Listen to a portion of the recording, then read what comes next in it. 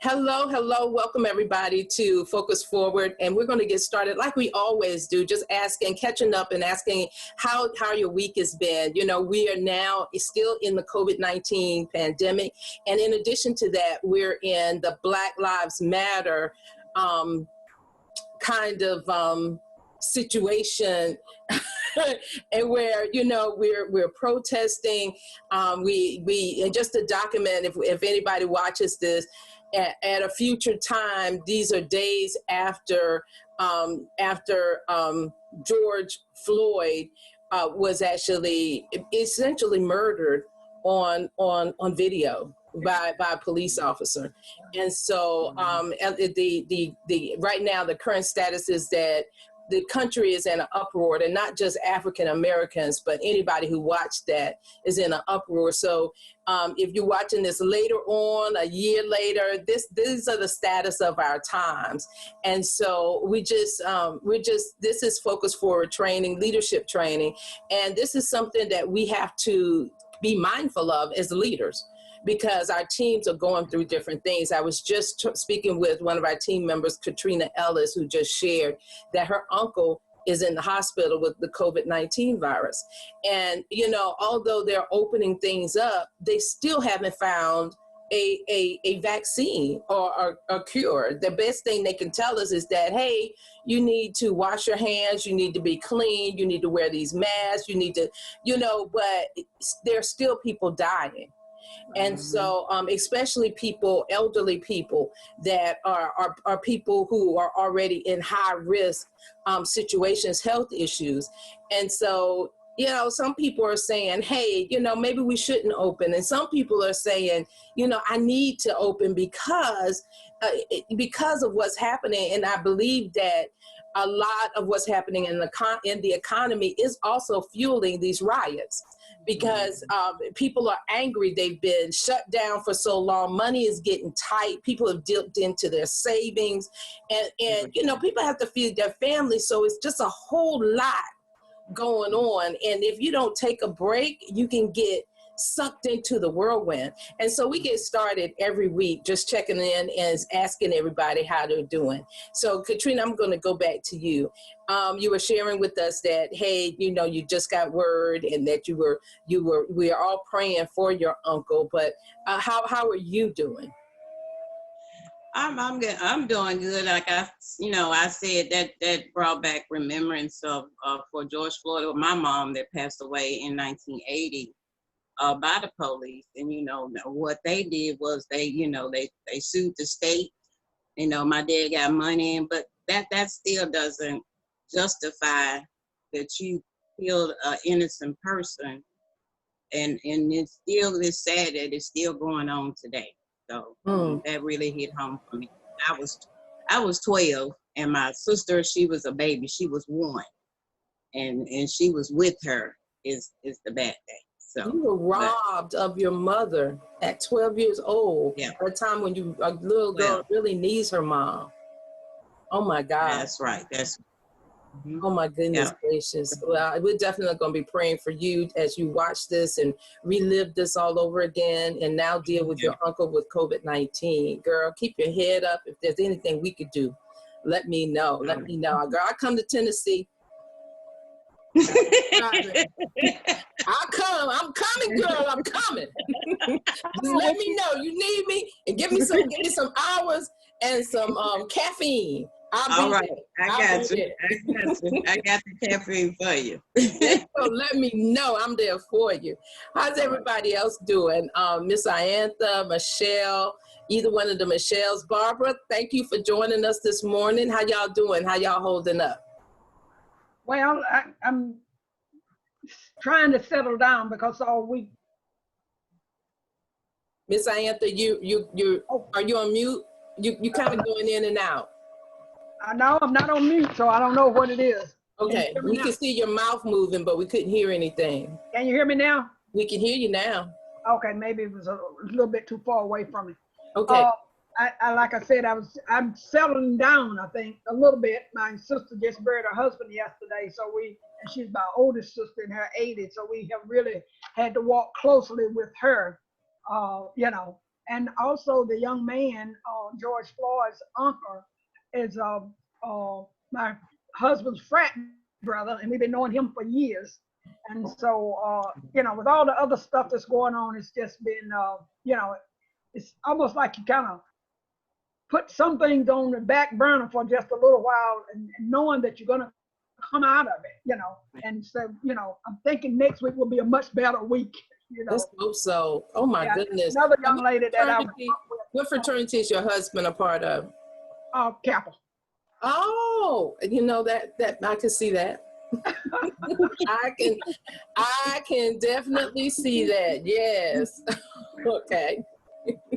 And so first thing he asked me the other day after he talked to Floyd, he said, I'm going to Fayetteville on Saturday, Ray, but I'm not sure if he's going to both of them. And he talked with Floyd, and so he was saying, I'm going down there. Do you want to go with me? And I thought, I don't know whether I can take any more. I mean, to go and stand in lines with everything else that's going on. I was like, no, today I'm just not going to go, So, but I'm fine because I know who's in charge. That's right. That's right. That's right. Well, we'll definitely be praying for you and your family and your husband and his fraternity brother and just, everything that's going on right now. And I commend you in taking a stand. A lot of women, like me, would feel obligated to go. And even though, you might not feel like it, or it may not benefit you, you might not be in that mental state to go. So I commend you for keeping your own health and wellness in check and saying, you know what, I think I need to sit this one out. And so I commend you for that, and definitely we'll be praying for you and all the things that you're going through as well. Wow. Yeah. Here we go. Michelle, how was this week? What's going on? How y'all doing? Okay. Michelle. Okay, Michelle Thomas. Y'all looking at each other. Well, you know what? I'm just like everyone else, watching in awe and just feeling unsettled by everything that's going on, and shaking my head that we've come so far. But it's just an illusion. It's like we think we've come so far, but in the shadows and transparent to us, things are still the same. And what I just sad to say that what the administration, and I mean the top administration, in the White House, basically that rhetoric and that attitude that they have is causing this. He's given permission for people to follow suit and had a mindset and exemplify, their feelings about, the racism, basically. And for him to not even have one iota of empathy for the family or for the situation at all, that at most the best that he can do is to drive a peaceful demonstration out with force, with police, right? For him to have a photo op, and it's just crazy. And then yesterday he came out talking about, this is a great day for George Floyd, and he would be so proud of what he's did. Right. He should be happy. Yeah. Oh my God. And now, I saw in the news where right here in Maryland in Bethesda, I don't know if you guys saw it or not, but peaceful children, white children, had posters saying Black Lives Matter on a trail, and a biker, an adult, a white male, literally attacked them and snatched the flyers out of their hands and just attacked them. And I think it might have been a parent who was holding who took the video. It was unclear, but it is just crazy. Yeah. And to see the police, in light of all this, still doing and being unjust and being racially motivated and violent, and it's just crazy. And they're taught this in the academy and in their training too. And what you're learning is that this is behavior that they're taught. Is that, Black people are more threatening than white people. So you got to do what you got to do to protect yourself and mitigate it by any means necessary, and make sure you take care of that. And just videos after videos after videos are surfacing, and it's just sickening to see that. And it's even going beyond the races. I mean, I'm sure you saw where the police knocked this elderly man down, pushed him down. and kept walking. Well, you know, they even, you know, Oh my God. I mean, they It's just even, unsettling. yeah.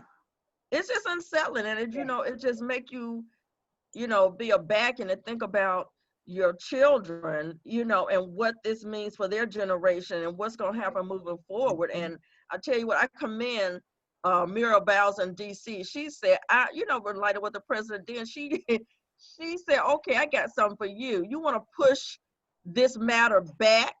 She says, no, we're going to wake up every day being reminded that Black Lives Matter. And she posted, had the workers, the crew, paint in yellow, big bold yellow letters, Black Lives Matter, going Leading right up down the to, street. leading up to the White House. And name the street, rename the Right. street to Black Lives Boulevard or something like that. So he got away. He said, it's nothing he can do as the president because that's a DC street. Yeah. That's not a presidential street. She let him know, oh, you in DC, I run this. Right. You know, it's like, these are my streets. Right. I'm gonna show you how they my streets. I'm gonna name this street, you know? So that was so empowering for her. She like, oh my God, it's just so much. But like Anthony, you all were saying, God is in control, and the fact that this is happening right in conjunction with the pandemic, people had no choice but to see this unfold in front of them on their televisions because they're home. That's So it's just unsettling, so unsettling. But you see people making differences and making changes. I mean, what the governor of Virginia has taken down, you know, that statue, that Confederate statue, I believe, and just some other things are happening too. That is just. But the thing is, why does it take such extremes for people to be humane, or to feel that Black people are a threat to them to the extent that they got to take all this? And it's just mind blowing, the mindset. And one of the things I heard LL Cool J was talking about on one of his postings is like this implicit bias, where white people have a subconscious bias against Black people and a belief that is so ingrained in them subconsciously that they're not even aware of it. That's right. That's the killer, is they don't even know it. I think some, but I think that we're also in the age where there are a lot of interracial relationships, and some of these white people now have Black children. That's right. And I think they're beginning to, I think they are really beginning to see, oh my goodness, this is what this means, especially when a child looks more mulatto or more Black. It becomes, I think now it's an eye opener. And you know, I think too that they can think about some of the things, just some of the situations that's happened, and really understand. And then sometimes if you know, if they can, I don't know, I think it mixed Spanish, people with Spanish descent that have come here, even some Asians, they may think they're better than us, but with this pandemic, it's amazing how white people have turned on them and said, oh, you're the reason, you know, that we even got this pandemic. It's like, okay. Because you know, white are superior. We got to protect that superior race. Ignorance is running rapid. So let's go ahead and get started. It's 5:15. Barbara and Michelle McDaniel, did y'all have something that you might want to share quickly in terms of what you're going through? And also, good morning, Nick Brown. Nick Brown has joined us this morning. Did y'all have something quickly that you'd like to share? How's it going? How's your week going? I just want to say I'm glad that the meltdown is over and we got our air conditioner fixed and we back to having cool air. That's awesome. I've seen that yesterday. And that's great for the Brown estate, but the rest of the world globally didn't really care. But I do, and I appreciate you making that call and getting the air on because of that. You know, I'm in a whole different space. I'm in a whole different space because our sister was hot and irritable. So, I was wondering if you was gonna put that wig on this morning because the air wasn't working. honey, y'all would have seen all natural. Look, last night I took my hair out and I braided it. I braided it just in case. I was like, you know what? I'm going to braid it and I'm going to put that Afro puff in the back just in case. Because I'm here to tell you, it was hot. It was, y'all, it was so hot. It was so hot. God. It was so hot. If y'all watched the Michelle and Mike actually joined us last night on the couples conversations. And so my whole thing was I was going to do it outside on the patio because it was so hot. But then it started raining. Oh, right. And we had to shuffle and we did get through it. But it was just, yesterday it was just, and then y'all get this. The man, the air conditioner man said, I know Nick had to feel that dagger that I shot at him because the air conditioner man said, well, man, you know, he came in and said, oh, my God, I see why y'all staying in the garage. It's 90 degrees out here. He said, man, if you had told me this, he said, how come you didn't let me come yesterday? I was on my way yesterday.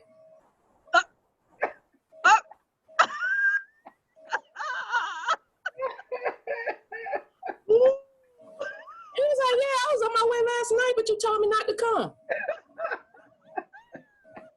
Nick was like, man, I was thinking that, I think he had another agenda, and one more night. No. I was like, I had talked to two. I had talked to another guy who was a AC guy, and he explained to us what to do. look, not us. Nick was like the supervisor, and you need to go down there and change the filter. So I changed the filter. I couldn't go down there. The guy said, did you see any ice? Did you see any water? No. Are you sure? I'm pretty sure I didn't see no water. And you need to go outside and check the air conditioner. Is it coming on? And what's happening now? Okay, we need to cut it off. We need to cut it off, and then we need to come back home. We need to cut it off, and then you need to go back outside, and then you need to come in. I did go to Home Depot and get the filter. In the air-conditioned car.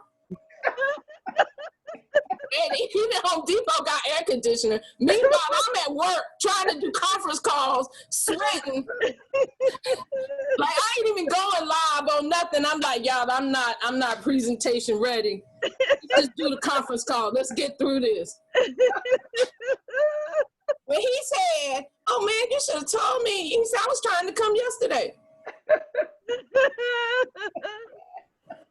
Oh my goodness. I thought we had it fixed. Y'all, I tell y'all, ice cold on the side of the room. Huh? I said, Nick, it just went ice cold on the side of your room. Y'all, I tell you, the Brown Estate, there's so much stuff. Oh, I just be like, That's funny. okay. But anyway, we got here yesterday. I was sitting in the garage and I was like, look, I don't know what we're gonna do, but we can't be in this house. We're gonna have to go and stay with your mom or something. We're gonna have to do something because it was hot up in this house. But anyway, y'all, anybody else got anything to share about their week?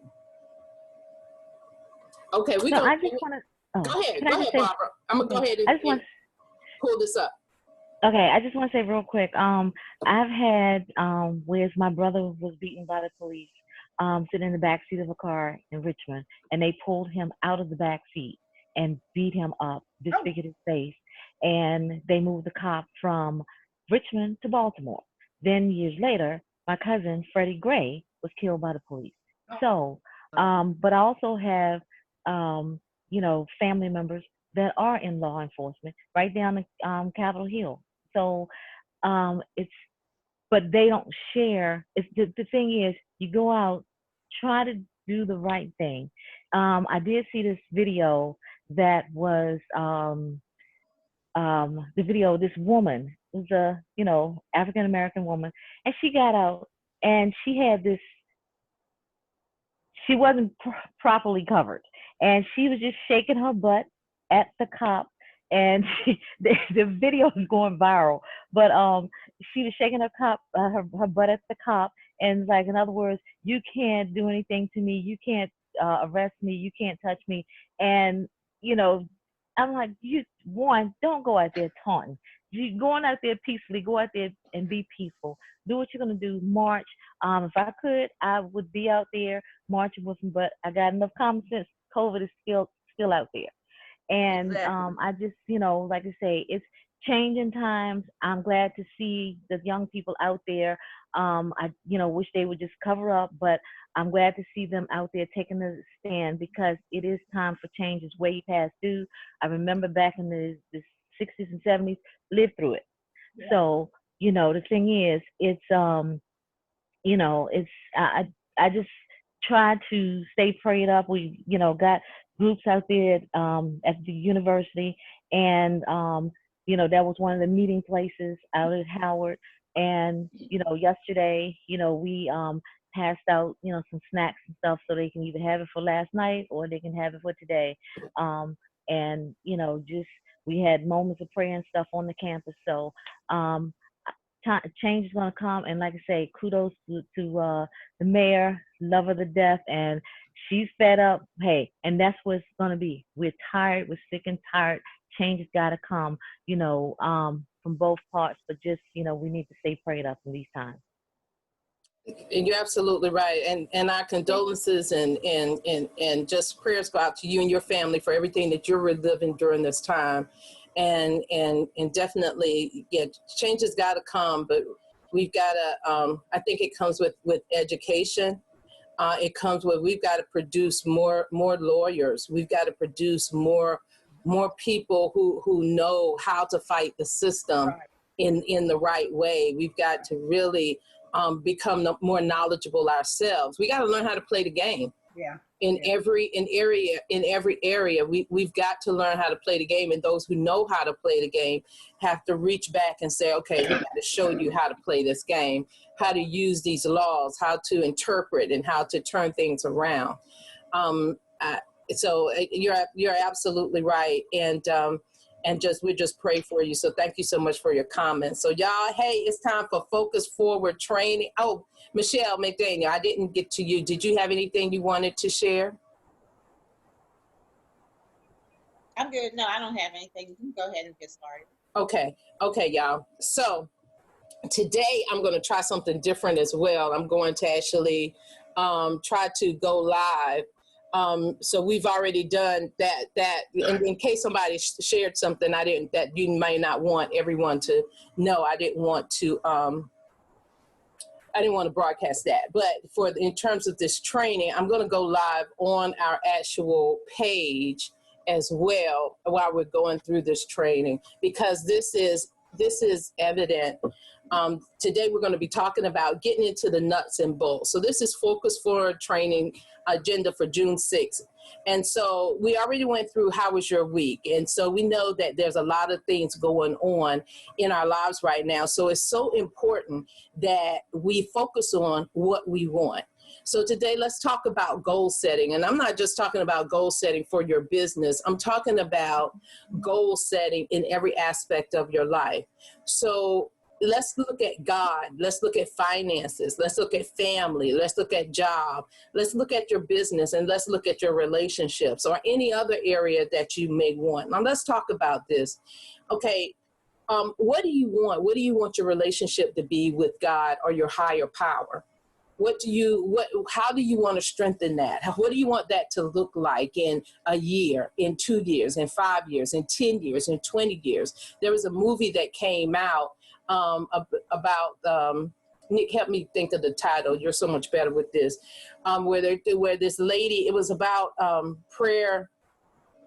It was about having a prayer, the war room. Yeah, If you haven't seen that movie, you want to see it, because it definitely talks about how prayer changes things, and not only prayer, but being consistent in prayer and studying and knowing which scriptures you could do.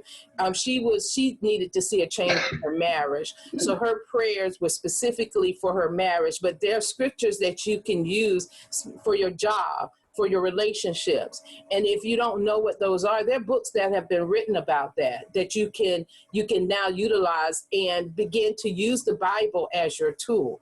What do you want in your finances? What do you want to see? Do you want to be a millionaire in 5 to 10 years? How are you structuring that? What about your family? What are your goals for your family? What do you want to see happen in a month, in 6 months, in a year, 5 years? What do you want to see? Do you want to adopt a child? Do you want to, get the child that you have in private school? Do you want to build a stronger relationship with your spouse? Do you want to have a spouse? Are you ready to get married? Would you like to have a spouse? If you don't want a spouse, do you want to get closer with your siblings? But what's happening with your family? What are your goals for that? What's the goal for your job? If you have a job, are you complacent where you are, or what are you going to do to get to your next level? Have you researched what training you need? Do you even know what you want to do? What's your next level, so that you know what you need to do to get there? And in our business, what do you want to do in our business? Do you want to just be a member? And if so, that's fine. Or do you want to book more travel? When this pandemic is over, do you want to book more travel? And if so, are you educating yourself so you'll be in a position to do that? Because this thing is going to come like a tsunami. Are you ready? If you're not into that, or do you want to utilize your SBA status and build a team and help others? What do you want to do? Because it starts with you. It doesn't start with your leader. It starts with you and your goal. You tell your leadership what you want to do, and your leadership helps you get there. But if you're sitting around waiting for your leaders to tell you what to do, then it doesn't work that way. And that's why if you don't want to build a team, and your leader is talking about building a team, you're getting frustrated. But have you communicated that to your leadership? That, hey, you know what? I'm not really interested in building a team. I really would love to become a Disney expert and begin putting groups together and taking them to Disney. I'd be like, oh, okay, if that's what you want to do, let me get you on that track, show you exactly what you need to do. So a lot of times we're holding animosities and we're saying, oh, our leadership is not helping us, but are we really communicating? What about your relationships? How are you doing with your relationships? And I'm pulling my own card with this. How many people have you called just to say, hey, how you doing? What's been going on? How many people have you reached out to on social media and just say, hey, what's going on with you? Hadn't seen you in I don't know how long. How many people are you doing? What are you doing to build your relationships? So when you set those goals, you also want to set, and I'm going pretty quickly, but I'm definitely tie in. I want to hear what you guys have to say. When you set those goals, you want to put a timetable to them. When do you want to strengthen your relationship with God or your higher power? When do you want this relationship to get better?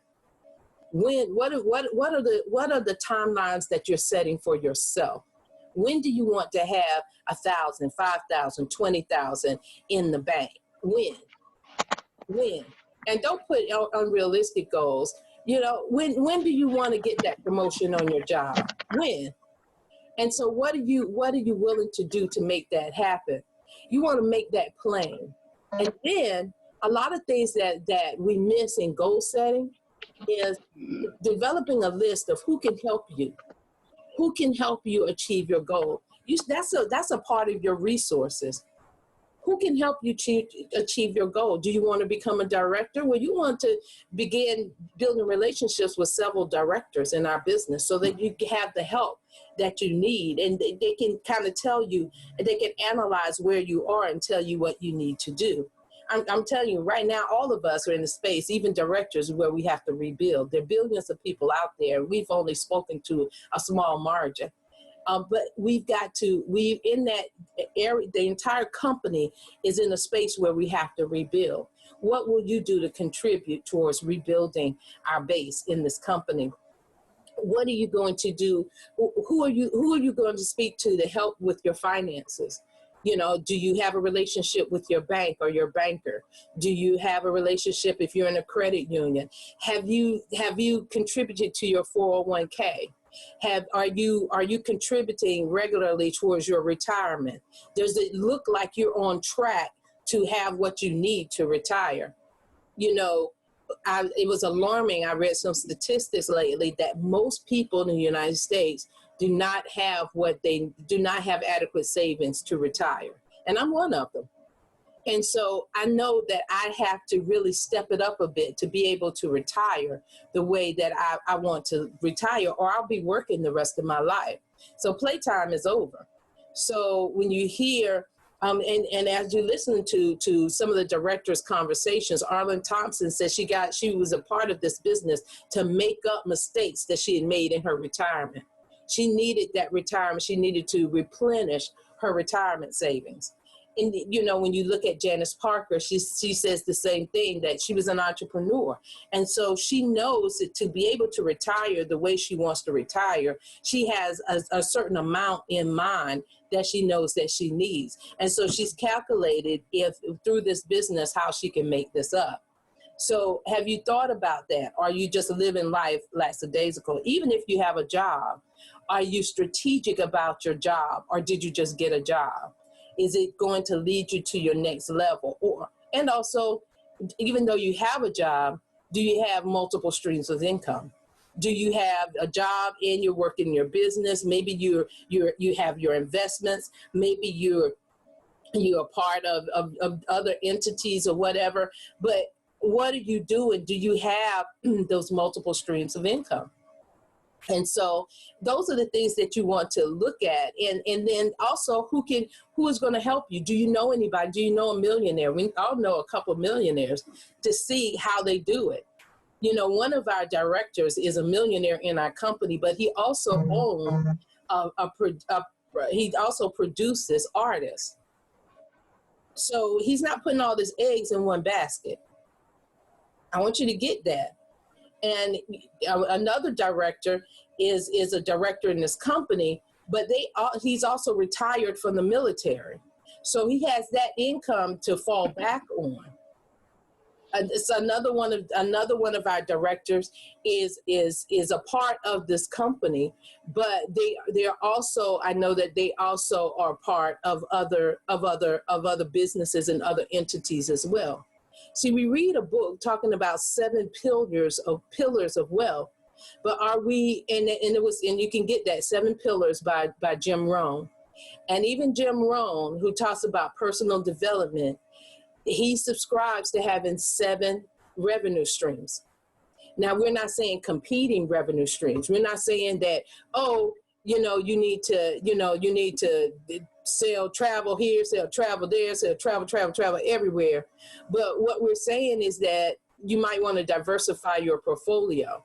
And when you diversify your portfolio, if one revenue stream is not doing as well as you would like right now, the travel business is on halt. Now you focus on your other revenue stream to kind of balance it all out.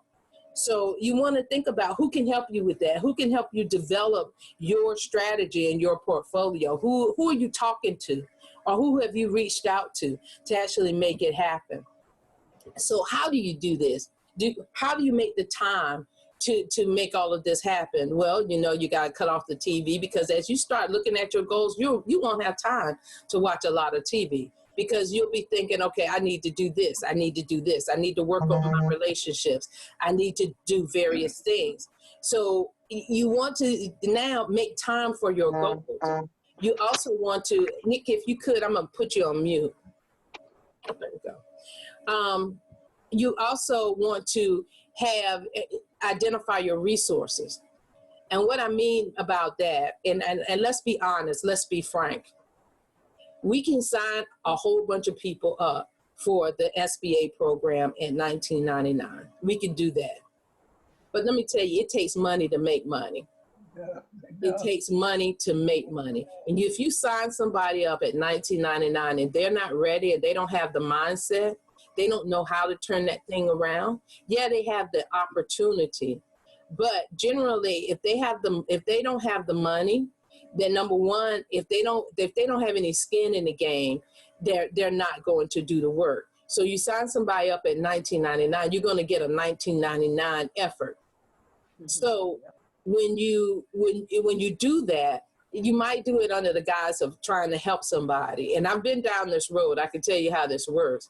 But what they're doing is looking at you and saying, okay, you said this could work. How do I make this work? And now they're pointing fingers at you. Oh, well, I can't do this. I can't do that. I can't do this. And so by the time you spend, you now will have wasted $500 to $1,000 of your time on a $19.99 person, somebody who spent $19.99. Because they don't see the value of your time. They don't see the value of your energy. They don't see the value of what you're pouring into them. But now you've given away your opportunity for $19.99. Now I'm just having this conversation. This is totally different from a business owner, an entrepreneur that is, kind of hard on their luck. Maybe they just lost their business. They're looking for a way, but they have that business mindset. They know they have that network. They know they need to talk to people, and they know the game. They know what they need to do. See, that's a totally different conversation. But if we cheapen our business and now say, oh, for $19.99, you could be an SBA and you could create these $1,000 bonuses and all of this stuff, you could do that. But for someone that doesn't have an entrepreneur mindset, they don't know how. And now it's gonna require that you take time to teach them. Now you're doing presentations. Now you're doing various things, and they're like, oh well, I only paid $20 to get in, so no biggie. They haven't really lost anything. They're like, oh, $20. This person got my first person, and I made 30. So as far as I'm concerned, I made my money back. Especially if you do that first month. But guess what? They're going to be looking for you to do it again the next month and the next month. And when you say, well, wait a minute, I'm not going to build your business for you. I'm here to help you. And I said, oh, wait a minute. If you're not going to build my business for me, then why did I do this? It's not worth it. And so then they quit. And now all that time and energy that you put into them, you've wasted. So that's your time is your resource. And how are you spending your resources wisely? Have you developed your action items? When you go back to what you want, what you want to accomplish, what are your action items to get closer with God and your higher power? And how are you putting that onto your calendar? What are your action items in your finances? Do you need to get a financial advisor? Have you identified where your money is going? Do you know exactly where your money is going, what you're spending your money on? Have you set up different savings vehicles? Do you have a vacation savings, or maybe a Christmas savings, or maybe a health expense account that you're going to draw from to pay for your health expenses or your co-pays? Do you know where your money is going? Because if not, it could slip away and you have no idea. Would you know if somebody tapped into your account and used your credit card for $100 or $50? Are you mindful of that? Are you keeping up with that? And how long does it take? Do you find out next month after they've gotten away with it, or they've done a couple of transactions? Now you got to call your bank a month later saying, oh, you know what? I didn't buy $100 worth of coffee at Starbucks. Wait a minute, hold up. And I didn't go to Target on that day. And now it's a month later. Or are you on top of it? Or have you even set it up through your bank that they notify you when they see charges that don't seem like you? Are you on top of what are the tasks that you're going to do? What are the tasks you're going to do to get closer to your family? Are you gonna arrange a family meeting monthly? Are you going to actually decide to go and help one of your elderly family members clean up a part of their home, or maybe even put some snake away in the country. Help an elder get some snake away and spread it around on their porches and that kind of stuff. One of my girlfriends in North Carolina saw a black snake just lounging on her front porch on her chair. And where she has coffee in the mornings and watch the sun. She said the black snake was just there, just chilling. And she was like, "Oh, okay. Well, I think I'm gonna let you go and have it this morning." But she went to get some snake away. Guess what? They were out. But how many of us think about that? Like, oh my goodness, what if my elderly family member wasn't looking and just sat down in the chair and the snake was there? Oh my goodness. What would happen with that when we could have just taken a few minutes and just put some snake away on the porch or around the house to protect them? So, I mean, what are you going to do to strengthen your family relationships? What are you going to do to strengthen the relationships on your job or secure your job? What are you going to do with your business? So just think about, what are the tasks? What are your action items? What are your action items? And then what are your tools? What are your tools? One of the tools is the list of people that you know or know of. I mean, you should have a list of people that you could invite that you can pull from to invite to various things. You should be building a list of people that you send in emails to. You should be building a list of people. They're going to be people that you pull for various things. I've got a list of sorority sisters. I've got a list of Eastern Stars. I've got a list of people from South Carolina. And, and all of these people, some of these people are on Facebook. So I know people from different areas, in my church at home, just different, all of us do. We have different pockets of people, but have you ever sat down and just listed them out? Okay, who are the people that I know from Florence, South Carolina? Who are the people that I know that went to my high school? Who are the people that I know that I still keep in contact with? How many groups are you a member of your high school group? Are you a member of your church group? Now, all churches, basically, because of the pandemic, they have a church organization. They have a group. So are you a member of that on social media? Are you a member of, have you joined, what groups are you? If you like coffee cups, there's a coffee cup group out there. Are you a member of that group? If you like teas, I know I like teas. And so I've joined different tea groups, plus our sorority is into teas and that kind of stuff. So have you reached out to people that are part of various groups that you might want to be a part of? But so your first tool is your list of people that you know. It's just a tool. Everybody has one. Every promoter, when the president let me tell you, when the president was running for presidency, guess what? He pulled out his Rolodex and said, who do I know? Who do I know in key areas of the country? You could do the same thing. Who do you know? You want to build a team. Roland Arturis said, hey, I built a team in separate parts of the country. So when one part of the country was like in Florida, when they were going through the hurricanes, I could build in New York, or I could build in California. So are you thinking like an entrepreneur? Are you thinking like that? Or are you saying, oh, I'm just going to talk to my neighbors. I'm just going to talk to the people at my church. Oh, I don't want to talk to anybody that maybe I took a class with or that I went to school with. Are you a member of Toastmasters? Toastmasters has a group on Facebook. And guess what? It's a group of speakers. So if you want speakers in your organization or you want to connect with other speakers, join Toastmasters. There's a plethora of speakers and people who want to speak. They're speaking organizations on Facebook. They're and in other groups as well, even on Instagram. And so, if you reached out to various, we're in travel, have you reached out to various travel industries and became a part of their group just to see some of the things that they're doing?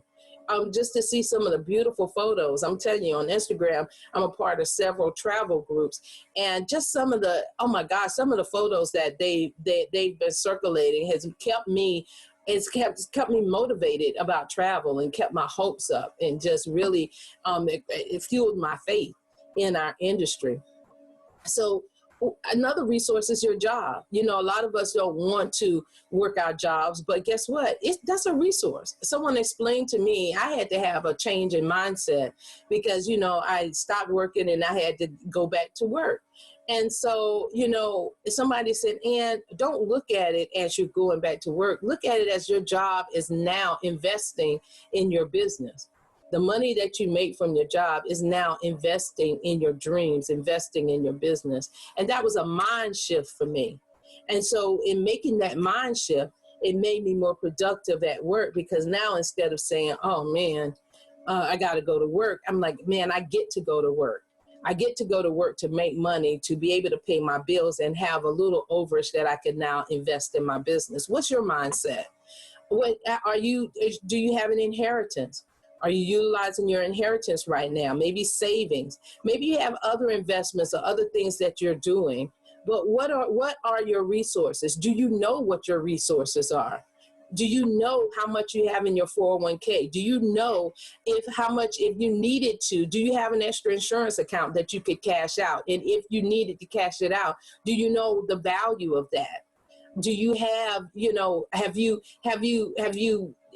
been investing? Do you have an investment broker or an investment firm that is now investing parts of your money, even if it's something, even if it's $1 to get, you know, $1, $10, $20 for McDonald's stock, or if you like Del Monte pineapple, you can invest in Del Monte pineapple.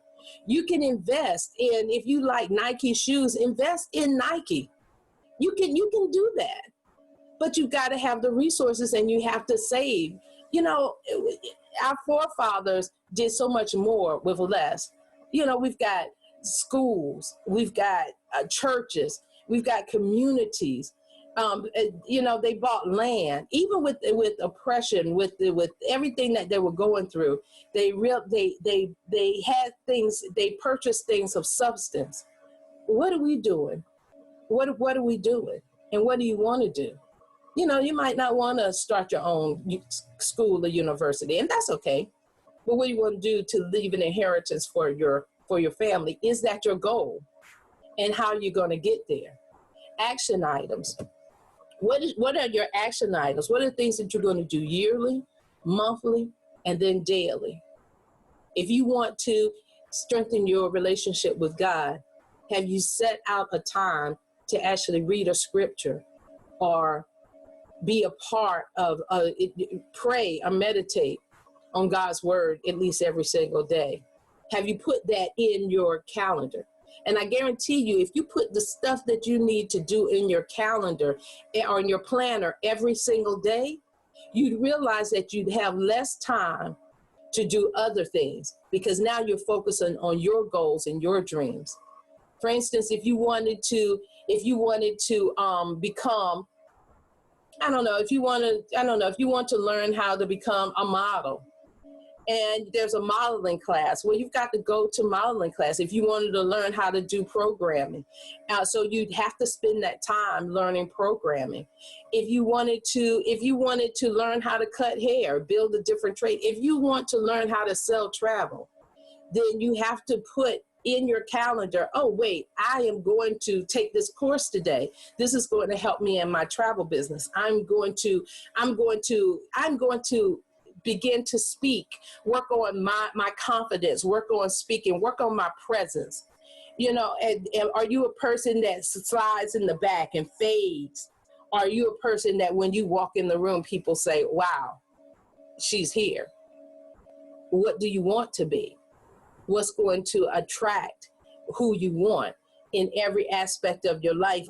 If you're saying that you want to learn more about your finances, do you schedule a time every day to say, okay, let me go online and learn a little bit more about investing, or let me start asking around and see who I can find to be a financial advisor for me, or what can I afford right now? You know, if you want to work out, hey, are we walking? What part of the day are you working on getting more healthy, getting more fit? what are you doing every single day? You see, if we go back to our goals, of God, finances, family, job, business, and relationships, if we identify something every single day in each one of these areas that is going to get us closer to our goal, it'll eliminate a whole lot of things. You're not going to have time to worry about gossip. You're not going to have time to worry about, what's happening on TV, what's happening on with the news, what's happening, because now you're working on you. You're working on your goals. You're strengthening your relationships. You're doing what you need to do for your family. You're working on your business. You're taking courses or whatever to get to your next level. And see, when you focus on your goals, it's all about you. So nobody has to pull you in or make you interested or capture your interest to focus on your goals. They're your goals. And if you're not working on your goals, who else is? And so it's a shame to have gone through this pandemic and for anybody to be in the same place that they were at the beginning of this year. It would be a shame that we haven't gotten a new certificate. We hadn't learned anything. We hadn't done anything. We're no closer. We haven't saved any money. Michelle Thomas on this, and I'm telling you, I hadn't even thought about this, but a couple weeks ago, she said, and it was just for the people on this call. And I'm not going to share what she shared because you should be on this call because the people share some great information. But she shared a financial strategy that I implemented that's saving me at least $2,000 for the next 3 months. That's $6,000 that I'm putting back into my bank account But guess what? Although I knew it was out there, I didn't know how to use that information strategically. And when she said it, the light bulb came on. And I was like, wow, I could do this too. You see, when that information came out and they talked about, some of the things some of the advantages that we had by being in the travel industry right now, and some of the things that we could take advantage of, how many people really took advantage of that? And speaking about plugging in, as the company has been actually gifting people their waiving their monthly fees for weeks. Someone texted me just yesterday and said, "Oh, I wish I had known about," kind of with an attitude. "I wish I had known the company was giving away giving away monthly fees. I could have, it could have helped me with XYZ." And I'm not going to say what situation that they had. But number one, I was like, okay, I didn't know you were in that situation. And if I didn't know, I'm pretty sure nobody else knew. And I don't control who they choose. And I said, and if you didn't know, there have been emails, there have been celebrations, so my thing was, okay, so this is an indication that you haven't been plugging in. And why is that my fault? And so I started thinking about it and I said, you know what? I have to take responsibility for my goals in my life, and everybody else does too. And so you have to take responsibility for your goals in your life. You can't hold somebody else responsible for giving you the information that you need to meet your goals. They're your goals. And so we have to realize that and just say, hey, by any means necessary. All of the success books, all of the things that we've read have shown us that people who have success don't necessarily do it all the time by traditional means and traditional measures. They have a goal and they make mistakes and they fall and people don't support them. People laugh at them and say, oh, you know what? That's the first thing you got to do. You learn when you have a goal is that, guess what? It's your goal and you got to leave other people out of it. So if someone doesn't support your goal, that's okay. That doesn't mean your goal is less important. That just means that that person may not be the person that you need to talk to about this particular goal. You know, if you believe that there's seven degrees of separation between you and anybody that you want to meet, then you have to also agree that if you want to become a millionaire, let's say that you want to meet Jay-Z, who has taken a non-traditional way of achieving his goals. But guess what? He did it. And he don't give a flying rat's butt about what people think. That's the first thing. He's like, look, I'm going to get mine, and I'm working on my goals and dreams. So if you want to be a millionaire, are you able to just have that tunnel vision and work towards that? Are you aligning with the people? Are your network is your resource? If you want to become a minister, have you aligned with various ministers that can help you get to where you need to get? If you want to become a lifeguard, are you going to the pool? Are you a member of the gym? Are you swimming? You know, what are your goals?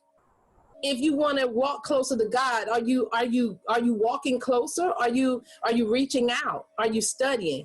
Are you studying things in your finances, in your job?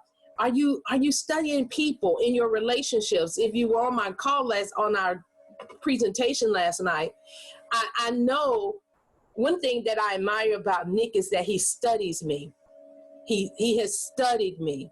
He almost can tell me, and he studied me so well sometimes that he might know things that are going to trigger me before I do.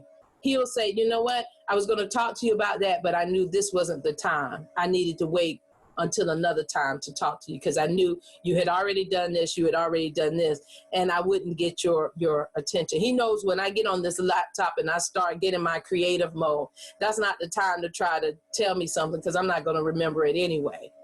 And so he knows that, you know, he knows how to calm me down because when I get stressed, it shows. I get sick. It shows in my body. And so he's seen the triggers and he knows when to kind of whisk me away or when to separate or when to shut down or just say, hey, you know what, let's just ride out for a minute, get you out of the house. Let's do this or let's do that. There was a point in time when I was taking care of him more than I was taking care of myself. And there were things showing up in my health. And he had to sit me down and say, wait a minute, you are important too. We gotta, I know I've got these health issues, but we got to sit down. We got to figure this out because both of us can't be sick. And so sometimes you need that person to say, okay, to put that mirror up and ask you, what are you doing? Who's that person for you? Who do you have that relationship? It doesn't necessarily have to be a husband. My sisters do that too. Who do you have, and have you built that relationship? I'm not saying that you gotta know 50,000 people. You got to be Mr. Popularity, but who is that person that you check in with and that checks in with you? Have you built that relationship? And if not, I encourage you to do so. So with that being said, y'all, we've gone over time again. It is now 9:59, and if you've got to go, I understand that you've got to go. But hopefully I'm giving you something to think about, something to really, really work on your goals. Don't just get a pen and a piece of paper. Nobody can tell you what your goals are. Nobody can tell you what your dreams are. Nobody can tell you what you should be working on. You should know that. And so I encourage you to really take a hard look at your goals, because based on this training today, your activity will tell everybody what your goals are. If you begin posting about, oh my God, I had a great Bible study today. If you begin posting, oh man, I reached out to my great grandmother, or oh, I actually visited the grave of my great great grandmother who was a slave. That's going to tell people where your focus is, what your goals are. You know, if you talk about, oh man, I met with my financial planner. See, everything, your activity will tell everybody what your goals are. So listen to people who are talking about, oh, I watched such and such last night, or I did this, or I did that. Or are they talking about, oh, I read this book, or oh shoot, I just got a great investment tip from my investor. Oh man, I just spoke with my therapist and found out something very important about myself. Oh man, I walked 2 miles this morning and I'm feeling really good. You know, your goals and whatever you're focusing on will show up. If you want to focus on cooking, being a better cook, that's going to show up in your life. It's going to show up in your conversation. And so I encourage you, if you want to be better at travel, it's going to show up in your life and in your conversation. If you want to be better, if your focus in our business is to sell more travel, you're going to go out, you're going to find out what you need to do to sell more travel. If your focus is to build a team and build a business and introduce people to our travel membership, that's going to show up in your conversation, in the questions that you ask, and everything that you do, all of your activity. So what are your goals? What is it that you want to do?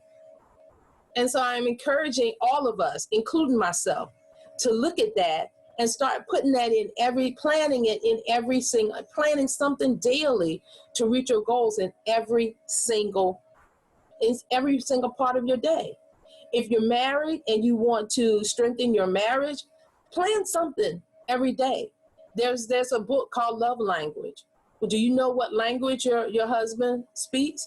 I used to know, but I forgot. Now it's just, I forgot. I don't know. I think I even forgot the terms. I need to pick it up again. But right now, our love language is air conditioning. So I just love my husband for getting the air conditioning on yesterday. And anyway, I digress. But what's your love language? And how do you communicate, and how do you communicate with your spouse, and make that a focus? They have this when you get the book Love Language, and it's not just for couples, it's just for people, how you can read people's love language to strengthen your relationships with them. And I encourage you to get that book and read it with me again. I'll pull it out and read it again. But it will help you in identifying love languages for various people, so that you know how to relate and how to speak with them and definitely build those relationships. So with that being said, that's our training for today is 10 o'clock. And so thank y'all for joining us. If you want to continue this conversation, I'm willing to. I'm going to get off of Facebook Live.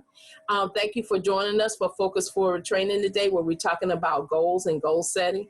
And we look forward to seeing you at the top. I'm going to get back to the conversation with our participants on Focus Forward Live, but I'm ending this live presentation on Facebook. Have a great day. Bye-bye.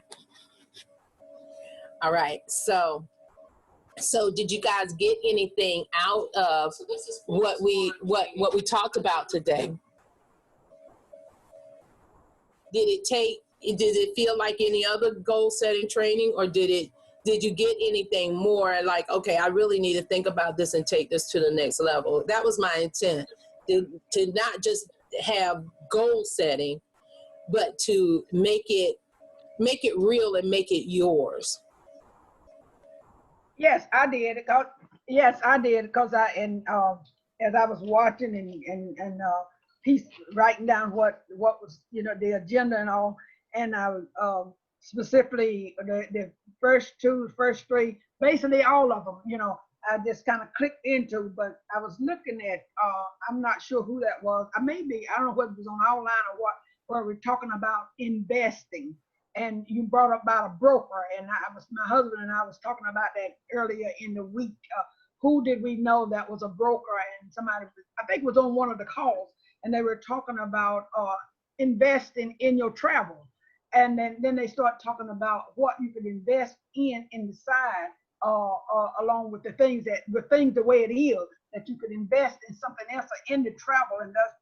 And so you came back today and re-emphasized that to me, because I've heard that. And then, you know, I was talking earlier on a prayer line and praying and all throughout the week and all, and talking about where we are individually, even with the pandemic going on and all the things.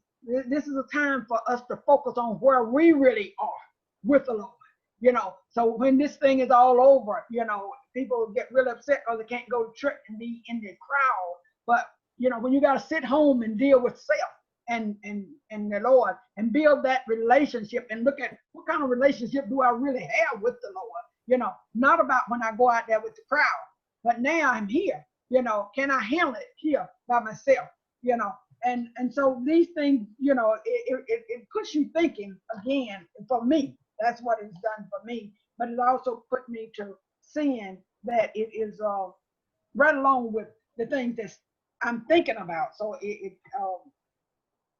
and they enabled me to put more focus on it. So I thank you for it, really. I really do thank you for it. Miss Iantha, do you journal? Do you have a Just journal? a little bit. I don't do it like I should. Me either, but I encourage you to get a journal. Yeah. And even if it's a notebook, and start writing this stuff down, all of these thoughts that are coming to you, because if it's coming to you from different sources, Yeah, it is. then God is trying to tell you something. Yeah. So if you keep hearing something, I encourage you to start writing it down. Yeah. Now, when it starts coming to you in dreams, that's a whole nother level. Now, you know you need to listen. Yeah. but I encourage you, if you keep hearing investing and diversifying, definitely take heed and figure out ways that you can do that. Right. And and I, you know, I think we need people. We need people more in a better position to invest and help. We need more resources in our community, and I am really focusing on trying to be a resource in our community. Yeah. And you know, and I see this as a mean, even with the travel, it wasn't just about us, you know, we are retired, so we are, you know, getting sick, but it's what I learned that I can help teach the younger generation, you know, that this is, you know, life is not like it look on, you know, necessarily, but you got to do some things. But then a lot of times we talk that, but we don't tell them how to do it. Exactly. You know. Exactly. I wish someone had told me, someone had shared with me. And, you know, when I got started in my career here in DC at 40 years ago, I wish someone had really sat down with me and said, hey, start with a government agency, and in 30 years you can go on and retire instead of working various, you know, various companies and stuff.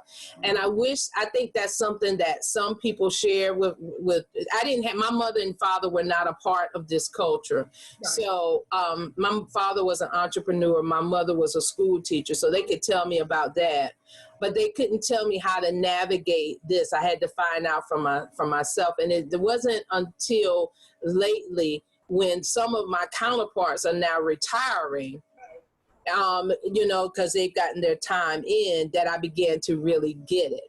But there's no way I can make up with 30 years of, you know, so what I'm trying to do is make sure that I'm that person that tells that person, especially if you're going to be here, then definitely try to get a government position. It may not pay you what you want, but it will definitely benefit you in the end. So no one really sat down and really broke that down to me. Even my cousin, when he graduated from college, he went straight to the military. And from that, so then he retired from the military and then he retired from the military, and then he now works at the Pentagon. And so he gets that retirement income. Now he's on his second career. No one really explained that to me. I wish someone had just taken me aside and say, hey, you know what? yeah, this might be something for you to look at, or let me be your mentor. Let me walk you through this.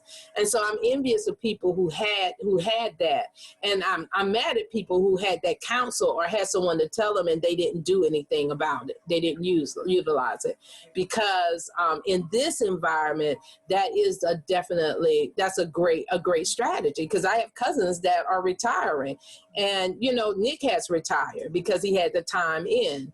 I haven't been with a company like that. My retirement is going to look a little different.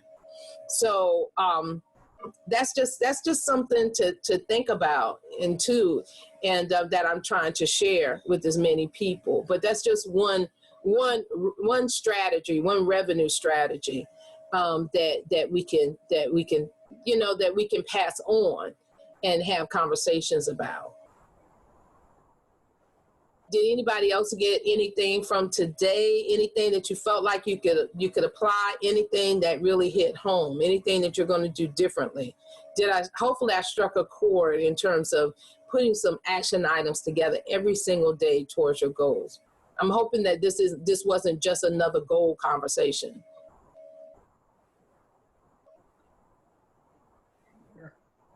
Well, it was a lot, but there's some things that were on my list.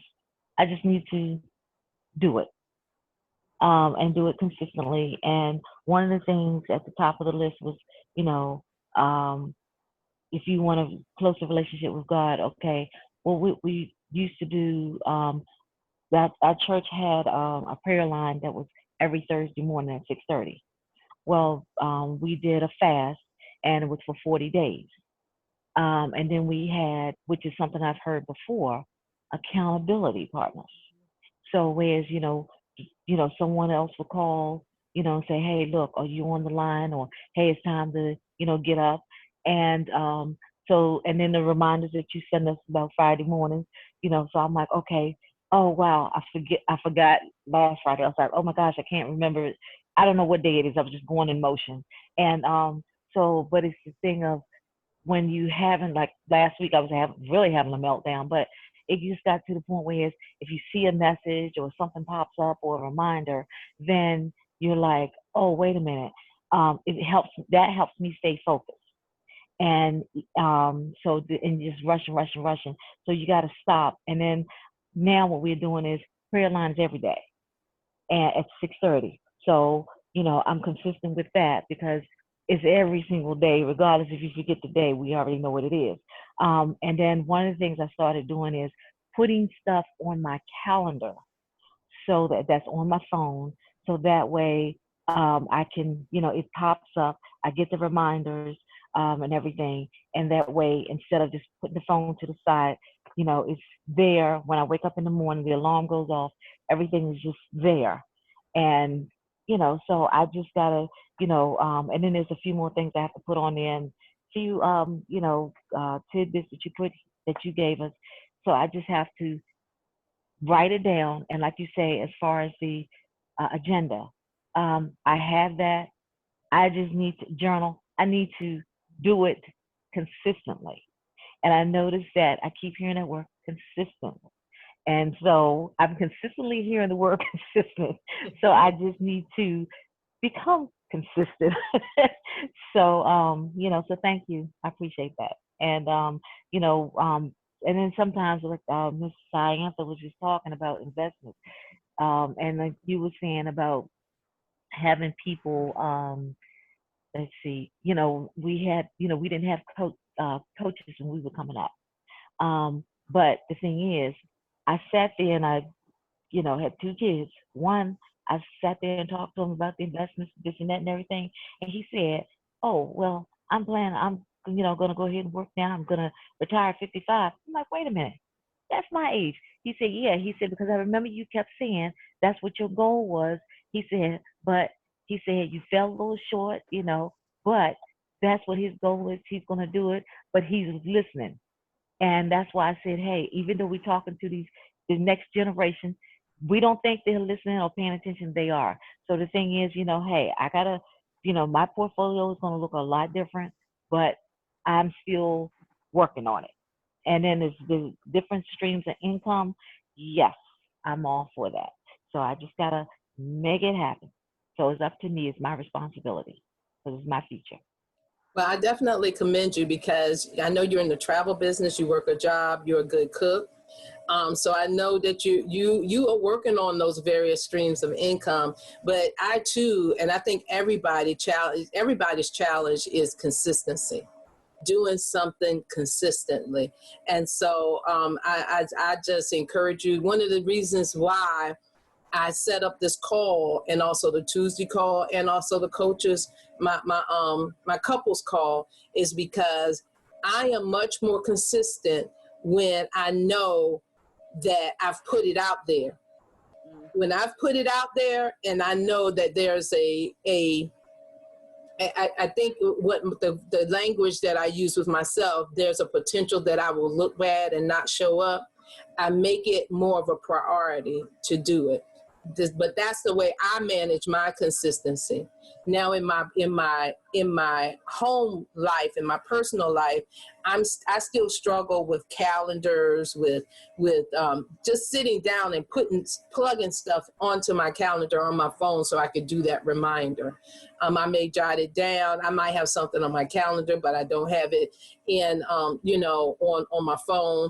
And so it gives you that opportunity to let things slip through the cracks. So I encourage you, and we will all help each other in just in terms of being consistent, because that is a major thing for everybody in terms of not meeting their goals. So way to go.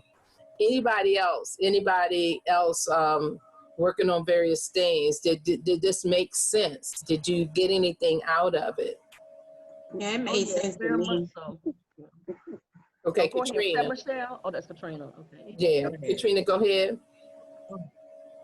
I said it made sense to me. Things that I'm doing, my hours that I work at my regular job, I don't get off to 8 p.m. So I try to plug in and listen to different calls that I miss, like the training calls that I missed on like last Saturday. I listened to that. Doing things on Wednesday when I'm off. Trying to get some more training in and everything, but it really got me where I'm trying to get my agenda together and being more consistent as well. All right.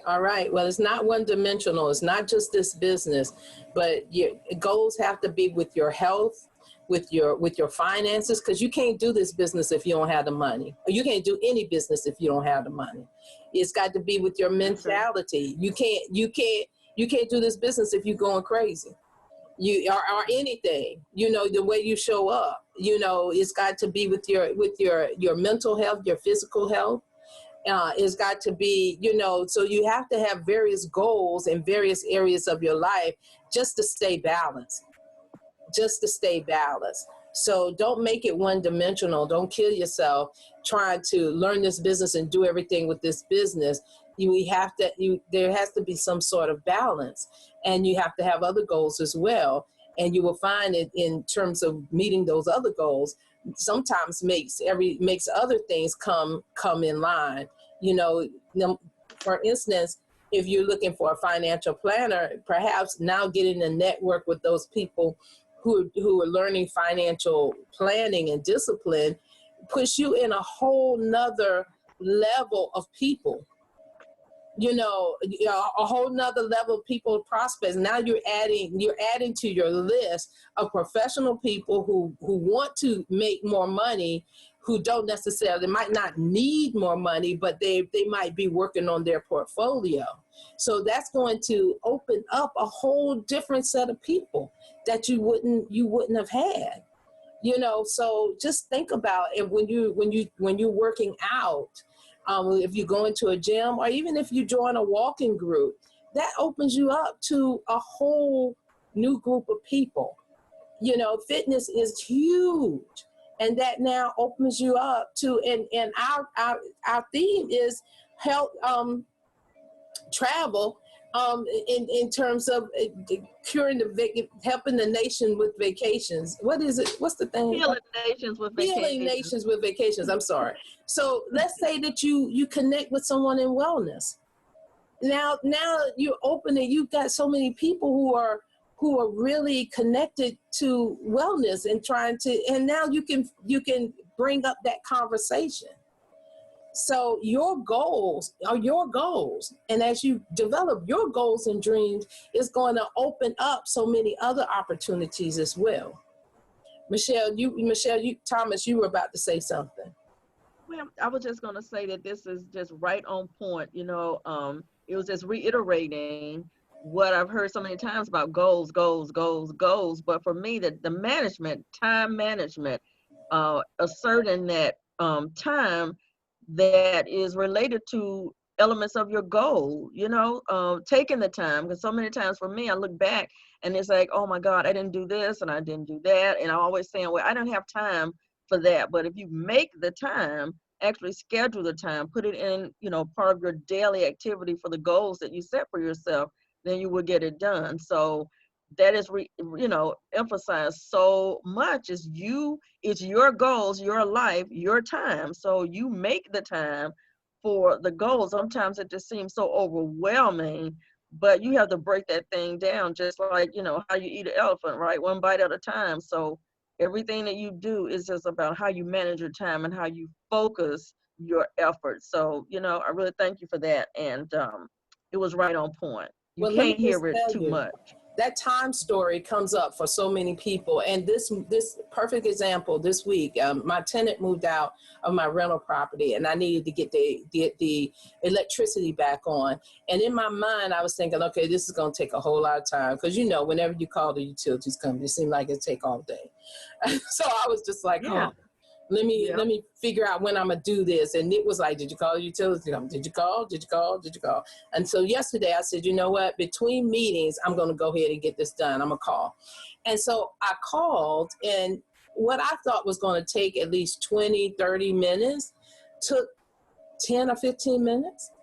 Mm-hmm. And I was like, I've been building up this whole thing about this whole story about time, but it was my story. It was my story. Mm-hmm. And I said, oh my gosh, I made this call and she had it on. And then yesterday we went by there and the electricity was on. And I was like, oh my God, it's amazing with technology now. I said, she must have just flipped the switch from the office or something. Mm-hmm. And so, I made up this big thing about time. And so, Michelle, I'm feeling you. When we take responsibility for our time, and that's something else what I've learned is that, okay, maybe I can't spend an hour on something. Maybe I can spend 15 minutes. Let me dedicate that 15 minutes. Maybe I can't, I'm looking at something, a training that I need, and I can't be out of pocket for 3 hours, but I could take it, like you said, in bite-sized pieces. I can meditate in the morning, read my Bible in the morning, go and work out for 30 minutes, do a training in terms of my business training, get online and do a training with my job, go do some of the, I can put it, like you said, in bite-sized pieces. And then at the end of the day, at the end of the week, I look back and those pieces are significant. Yeah. So right. You have to look, our conversation that we have about time can sometimes hold us back. Exactly. Just the idea that you feel it's going to take too much, it becomes too overwhelming. It's like, oh my God, I can't possibly take that much time to take care of it. It's going to take too long, and you get overwhelmed and you never start, and you just don't break it down and make it manageable. So yeah, definitely, and definitely you hit it. Well, yes. I'm telling you, I think we go to so many goal setting presentations and everybody talks about your goal, but nobody really says, okay, you know what? These are your goals.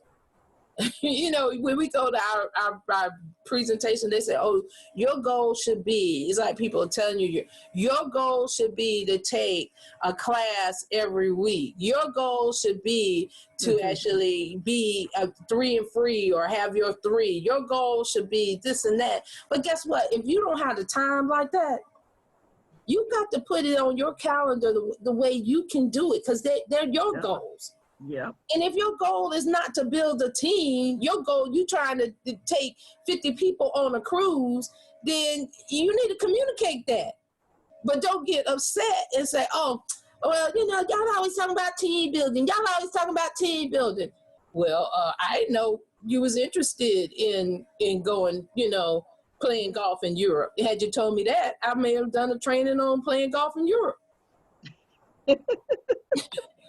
You know, nobody knows your goal if you don't communicate it. Exactly. So, you know, that's what gets me with people. It's like, oh, well, you didn't say that. I didn't even know you was interested in that. Yeah. Yeah. Wait, you know what? One of the things that I was that I noticed as far as time management, what I started doing was just like they're talking about, you know, weight loss and whatever. You take the calendar, you write it out what you did for the day, and then sometimes what I do is I look and I see where there's time I could have carved out this, you know, keep this to a minimum, do this, you know, and that way I'll have more time. I can figure out what's causing me to lose time. And, you know, once I started seeing it in black and white, then, you know, I'm getting better at it. You know, still haven't gotten there, but it's making me more aware of, you know, time that's lost or wasted. I agree. Sometimes, but I definitely agree in being able to take responsibility for your time and take responsibility for what you did or didn't do, and then make a new plan. Okay, well, this will not happen again. Tomorrow I'm going to set this up and do this. And then if it still doesn't happen, because we all know that you might have good intentions, but sometimes your day just doesn't go the way that you thought it would. And so you have to just say, okay, well, this didn't happen today. Let me move this to the right and do this today. And maybe this did happen today. And, you know, but that's what it's about. Every night looking at it and taking stock and saying, okay, I did this. Oh, I didn't do this. Or I need to do this. And, you know, and just keeping and being accountable to self first. Looking in the mirror and saying, you know what, I'm not losing weight because although I'm only doing part of it. I might be exercising, but I'm not monitoring my diet. And, you know, it has to be both. So, you know, so you just have to be accountable. Love yourself enough to be accountable and look at yourself and say, you know what, you tripping. You know, you say this is what you want to do, but is it really? And then ask yourself, you know, there was a time when I wanted to be a real estate mogul. I wanted to buy up properties and redo them and just have multiple real estate properties. After I got my first apartment building, I was like, let me tell you, tenants are no joke. Tenants are no joke. And I just said, you know what? I am getting out of this game. All of my brother asked me, I bought 2 properties. I bought my apartment building, and then I bought my home. And so now my home is my investment property. But I got rid of that my apartment building because it was just much more than I wanted. And I looked at myself one day and just said, is this what I want? Is this really the life I want? And once I made that decision, I was like, no, I do not want to be a perpetual landlord. I don't want to, because number one, y'all just don't, being a landlord, let me tell you, you find out that all people don't live the same. People don't live the same. People don't have the same mentality. You can give your heart and soul into something and somebody will come and tear it up and then say it's your fault. And to just keep going through that, you know, I don't agree with being slumlords, but I understand. I'm just saying, I do not agree with anybody being a slumlord. But I tell you what, I totally understand. So, so I had to restructure my dream. I just said, okay, I got in this and this is not what I want. So I had to back up off that dream and focus on something else. So don't be afraid to change your goal. If you're going down a road, for instance, a relationship, you start building a relationship with somebody and you find out they're not interested in being in a relationship with you, and it's not even fruitful for you. You don't even want to talk to them no more. Well, you know what? Strike them off your list and start building a relationship with somebody else. Don't sit there and beat a dead horse, waste your time building a relationship with somebody that ain't even interested in building a relationship with you. If you reach out to a mentor and they say, oh, well, they're not interested in working with you, well, you know what? That's not who God wants you to work with. Get out of that. And thank you very much for your time and find out who your mentor is. There's somebody assigned to mentor you. You just got to find them. There's someone assigned to be on your team. There's someone that wants to align with you. There's someone that needs you in their life. You just got to find them. So don't waste time with people who don't like you, who don't appreciate you. And let me just tell you this, and this is a leadership call. There are going to be people on your team that's not going to like you, that's not going to appreciate you. Don't think that leadership is all kisses and hugs. There will be people that's stabbing you in your back. There will be people that's talking about you in your back. They're always, no matter what, but that's leadership. That's leadership. So, I mean, all you can do is do the best that you can do, and definitely just try to give your heart and do it with love, and know that you're going to make mistakes. Nobody's perfect. And that, you know, and say, I'm sorry, apologize, and do the best you can. But let me tell y'all, if you want to be, as a regional builder, I see the things that I deal with, and I'm like, do I really want to be a director? With 500 people, 1,000 people, are you? And those levels of directorship, you realize what kind of person you got to be and what kind of stuff you got to listen to. And just the thing, I mean, you got to be guarded. You have to have, I mean, that money looks good, but you earn that money. You earn it. You earn it. Yeah. So don't think that they're not going to be, people going to talk. If they talked about Jesus, they going to talk about you. People not going to appreciate what you do. If people gonna say something about you did something, you didn't do something. Just do the best you can. These are your goals.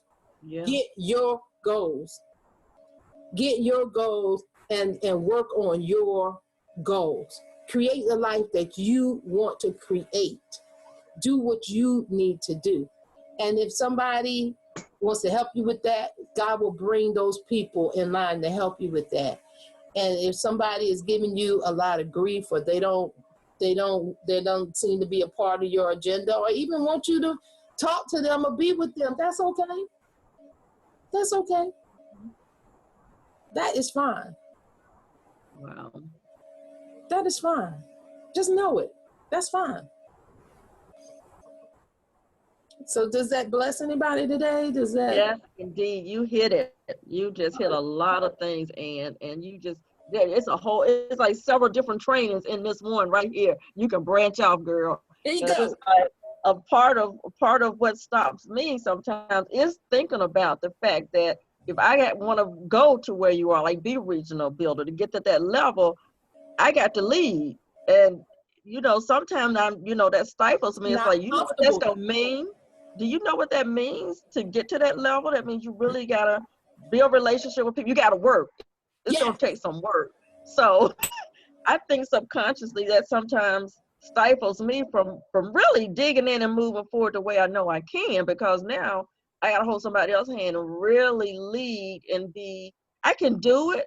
It's just like, oh my God, do I really want this? You know? And it's not like I can't get it. It's just, how bad do I want it, right? How bad? That's And the you question. really have to have the heart to really help people. And I have that heart, but it's just like, that's going to be some work and some time and some real effort. And sometimes it can be, settling when you really, really think about it, but sometimes just to not think about it and say, look, you can do this. You got this.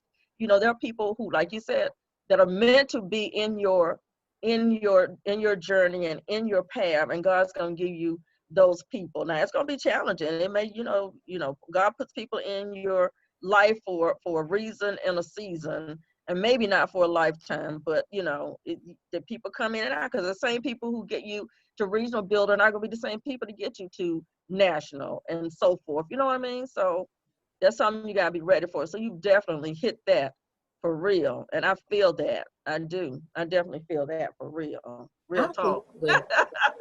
When people tell me, I don't know if that's what I want, I'm like, you know what?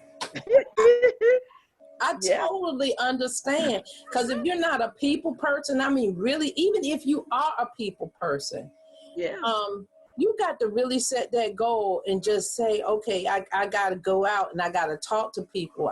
When you really listen to what directors say, you got to talk. You on stage every day.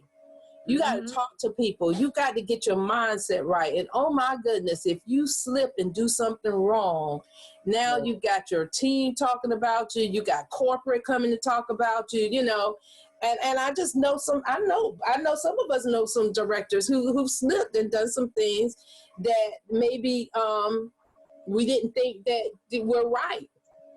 And,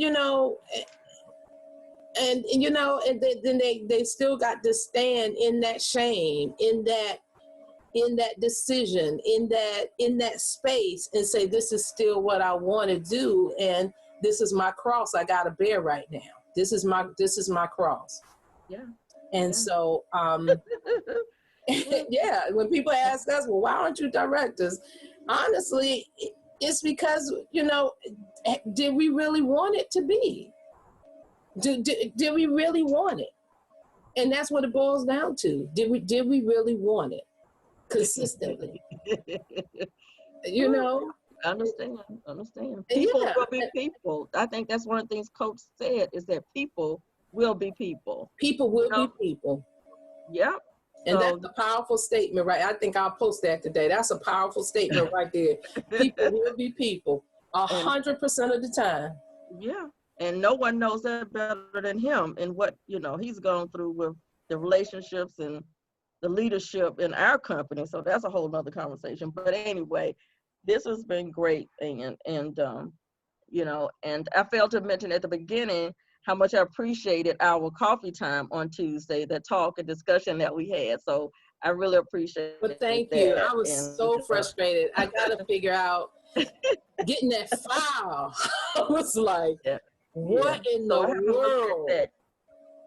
So I haven't really looked at it yet, but I will. And we'll still try to work on uploading my dry run of the presentation. So I did that on Sunday. So I'll try to get that uploaded to YouTube somehow. My thing was trying to make sure that it was private, because I didn't want it like total access. But the people won't know it is there unless you tell them anyway. So right. But I'll get that loaded today. Yeah. Okay. That's cool. And it's really just for your analysis. Look at what you could do better, what you could do, what you feel like you did well, what you could do better. Look at your facial expressions. Look at how you're showing up, and that's one of the things I'm doing too. I'm trying to look at how we're showing up when when you're thinking about something. What happens with your face, and when you're trying to explain something. Everybody says whatever I'm feeling shows on my face. So I'm trying to figure, trying to work that out as well. Oh yeah, I'm the same way. My daughter tells me all the time. She can look at me, And and you're like, friends put your too that face. really know me. Before I open my mouth, she'll say, "Okay, what's up with you?" or whatever. It's like, "Oh, I can see it on your face. I can see something bothering you, or whatever." My eyes, especially. Oh my God, my eyes will say it before I don't even have to say nothing. You have expressive eyes. They're Ooh, big. my eyes. Your eyes are very expressive. So you're absolutely right. It shows on your face. So you and Barbara, yeah, those big eyes. So if y'all not feeling something, believe me, it shows. Those eyes. And Katrina too. Look at Katrina's face. She was like, I wish y'all shut up. Look, Katrina's stuck right now. She can't say nothing. Look at her face like. Well, I was hoping to get that to you so you could post it, but I'll just send a link out for the YouTube, so people can look at it, comment or whatever, Okay, yeah. Let me know. Let me know. Just get it to me. We'll figure out a way to make it. It had some glitches, and I recognized some stuff, and I said some things that were like, I shouldn't have said that. That wasn't right. I should have said this instead of that, right? So true. But don't even worry about it. I know. But and if you want to redo it, we can have like you said, your point was, well, and if I had known the questions, but the whole point is it's supposed to be a conversation off the cuff, and you don't know the questions. Yeah. Right. Yeah.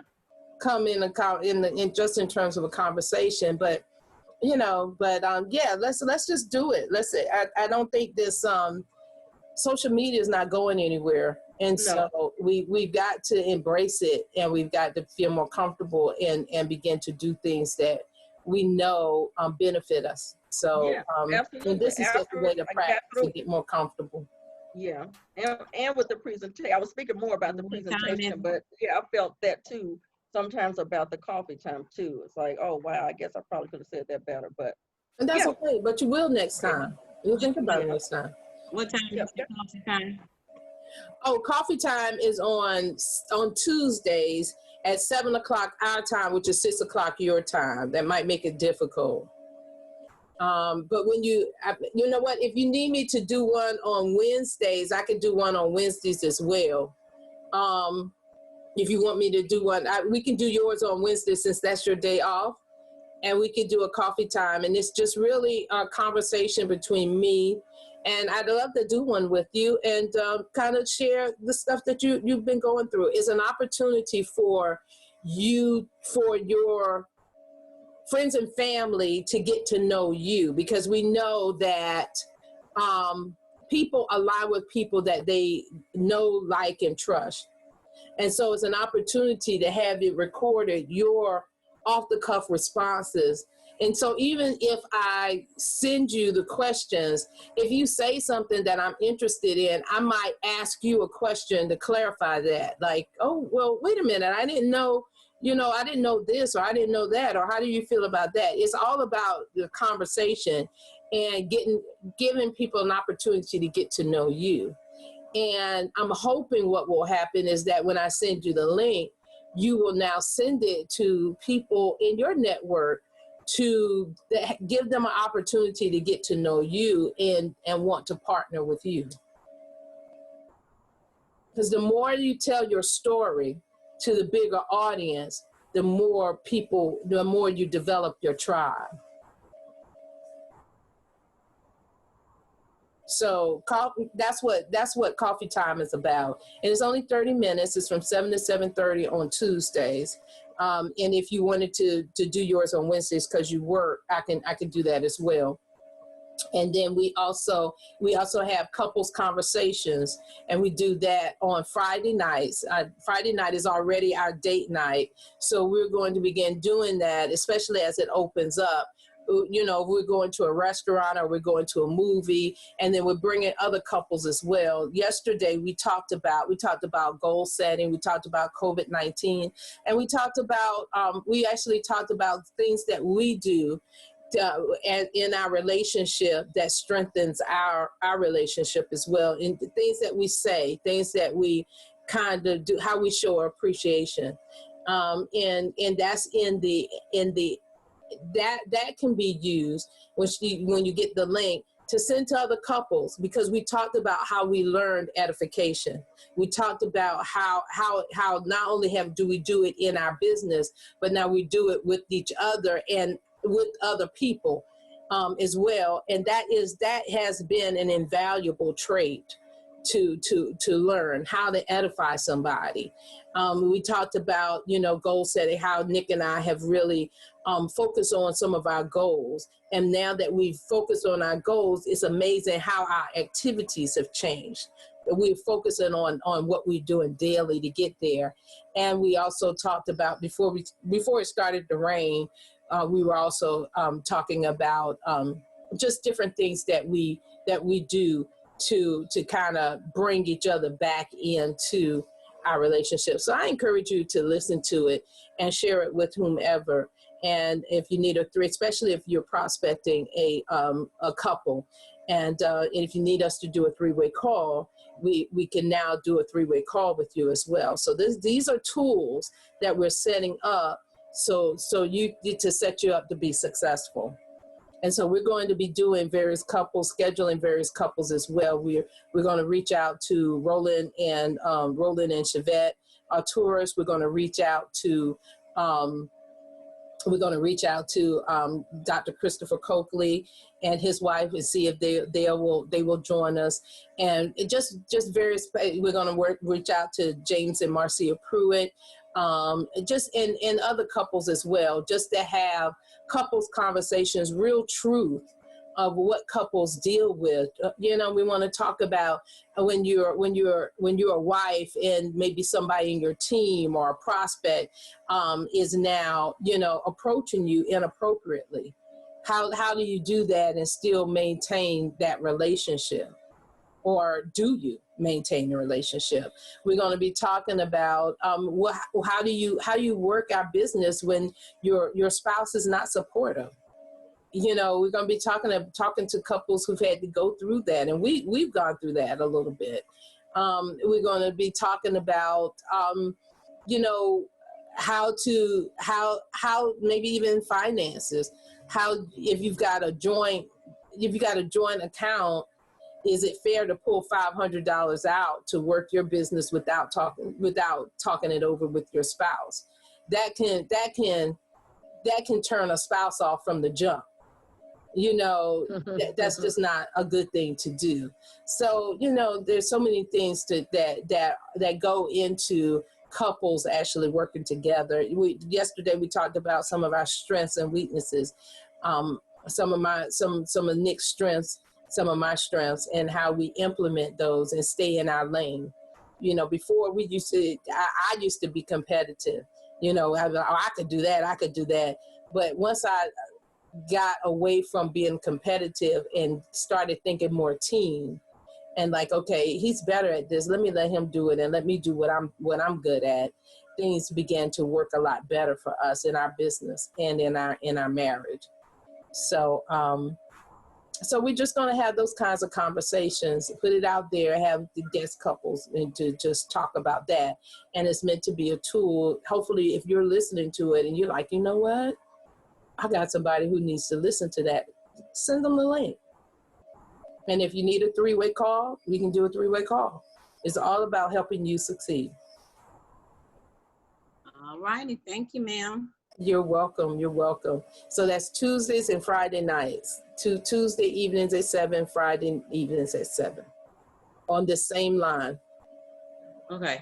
I try to, like I said, try to get on depending on how much, because the calls do start coming, on Mondays a lot and Tuesdays. So depending on, I'll just, sit there and listen with while I'm still at work. So, okay. But I'll try to get on. Yeah. Okay, well that's fine. And like I said, I post the link. It's a tool to use. So if we don't have a whole lot of people on, it's a conversation. So it's a tool to use. So you're overhearing a conversation. I didn't post the link because we were having some technical difficulties, and I wanted Michelle to be able to work those, kind of see if she wanted those. But Michelle's conversation, we talked about COVID-19 on Tuesday. We talked about her being a mom and what that meant.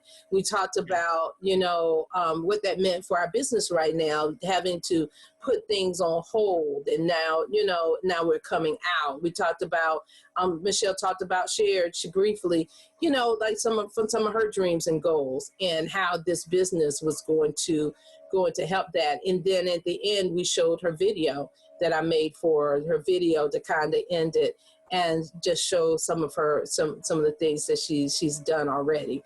So I thought it was a great call. We just had a few technical difficulties, and I need to figure out, I may call Lorenzo, I need to figure out how to transition smoothly from this platform and when we play in the video, because for some reason it doesn't happen smoothly.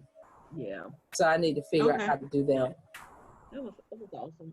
All right. I've enjoyed everything I've heard this morning. Thank you, Coach. Superstar. Hey, you the superstar. I'm loving that hair, girl. I'm gonna give me a new do. Kudos. I was noticing it. She looks nice. I'm gonna get me some Very color. nice. You Like, don't where you going? inspired me. I'm like, oh, wait a minute. Okay. Honey, I'm changing my atmosphere because I used to do this all the time and I stopped. But I done bought me some lashes, and my daughter's gonna put my lashes on, so y'all check me out with my. I certainly will. Go on, superstar. Go. You gonna come on. I'm gonna come on with my lashes on. Yeah. All right. Already been showed before. But you're looking Yeah, because I good. used to wear them all the time, but they use that hair glue and it was irritating my eyes. So I looked online and found some. I said, I'm getting them. So I got them and they're here. So she's going to put them on for me. So y'all watch it out. All right. Are you doing strips or are you doing individuals? Are you doing strips or individuals? You doing strips? Oh, no, it's not. It's the strip. Oh, good. Yeah. Yeah, that's good. I'm telling you. I think you'll enjoy them. I love them. My eyes are small, so they make my eyes pop a little bit. See, y'all got big eyes, but my eyes, when I smile, people are like, are your eyes closed? Like when I take pictures and they say smile, they're like, open your eyes. So, and my eyes are small, so I have to always. My thing is, I have to kind of look up. If you notice on my pictures, the photographer generally. I'm trying to figure out I'm looking at it. It's opposite. There we go. When I'm doing this, the photographer always kind of makes me hold my head down so my eyes will be open. Because if I try to smile with my head up, you can't see my eyes. Well, I think you'd be good with the strips because your eyes are small. Oh yeah, I wear strips. I wear them. I don't have them on this morning, but I wear strips. The individuals would be, My eyes, I was doing individuals, but they were taking my lashes out. Oh, and yeah. My eyes are sensitive. They would make my eyes red. That glue would make my eyes red. And then they were taking my lashes out. So someone told me, hey, just do the strips. And so I just started doing the strips. This website called Adore, they have that glue where you can take it off without tearing up your eyes. Okay, send me the link. I'll look at it. Okay, I will. I sure will. So that's the reason I got them, because it would irritate my eyelashes too. But I seen somebody else do it, and honey, it was so easy how she put it on, and they have it where you can take it off without it irritating your lashes and taking them off. So that's okay, great. Yeah, send that to me. I'll get some of that because I have to be. That's why I don't wear them all the time, because even the strips, the glue is too harsh. But I like them, but I have to really I have to really be careful, or I won't have any lashes.